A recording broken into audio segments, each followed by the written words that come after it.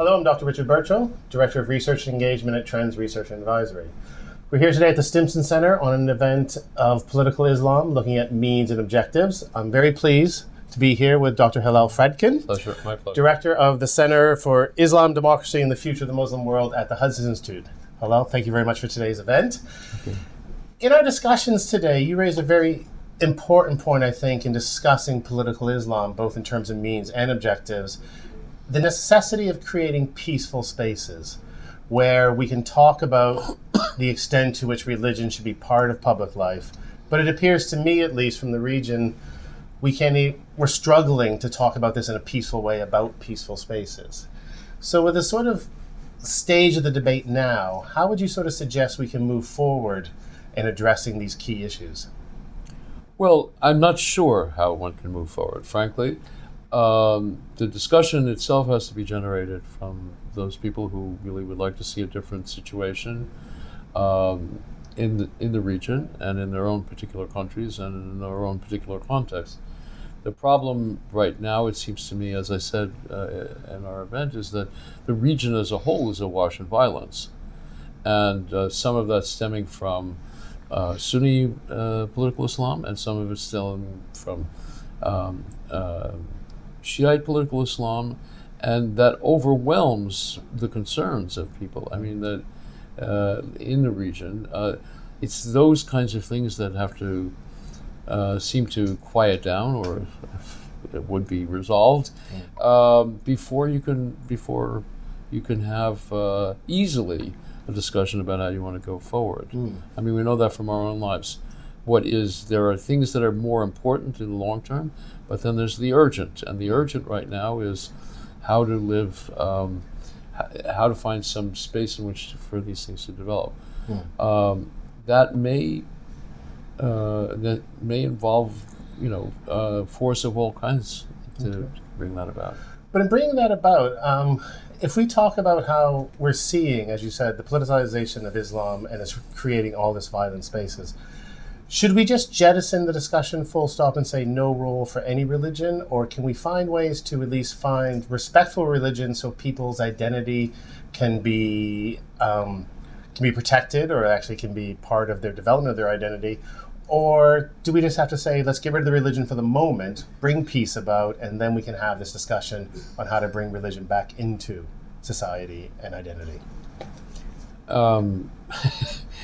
I would have to say that's it looks great on paper, but I'm not sure how that works in practice, because people, you can't tell them, oh, please put your religious views on hold while we get this other stuff settled. So it'll necessarily, I think, involve people examining what they'd like to see, basically, down the road, in terms of a society in which religion is respected, but doesn't simply define the politics. Assuming that that's the healthy outcome of this, and they will have to do that at the same time as finding, just the, sort of the basic necessities to survive in life. Yeah, absolutely. Now, I want to take the discussion, we didn't have a chance to discuss in the event, but some of the political Islam ideas and movements that we're seeing outside the Middle East. In particular, let's have a look at the UK. We have individuals who are talking very extremist language, very offensive language, it appears at some times, and they're saying they are going to bring the caliphate to London. And they feel justified in that. But they're working in an environment where they have all these democratic rights, they have respect for their views and ideas. Where are they able to, how can they formulate this position that they're not being respected when they are being respected through a democratic society? Why do they feel they must implement the caliphate upon all of us? Well, at bottom, the reason is they just think, all people should submit to Islam, period, and that it's not respect from their perspective to simply allow them to exist within a European Western society. Real respect, and one I think can understand this, in the strict sense of words, means submitting to them, and they won't be satisfied until you do. How they mean, and from their point of view, the tolerance or generosity shown to them by Western societies is simply probably a bit of foolishness on our part that they're happily willing to take advantage of. Right. But that makes it very difficult for policymakers. Any suggestions on how we can move forward, either as academics, as policy influencers? Any sort of ideas or models we can suggest to deal with, as you said, they don't understand the generosity or the respect they have? How do we convey those messages? Well, I think some people will not be in any way moved by such messages. I don't know specifically who you have in mind in the UK, but I could imagine the characters who abuse the freedom that's given to them in the UK, as well as in France or Germany, Italy, and so forth. What I think one can focus on is those people who might be drawn to them. That's the crucial thing. If there are a few such people, that's one thing. If they are the leaders of movements within European societies, that's another.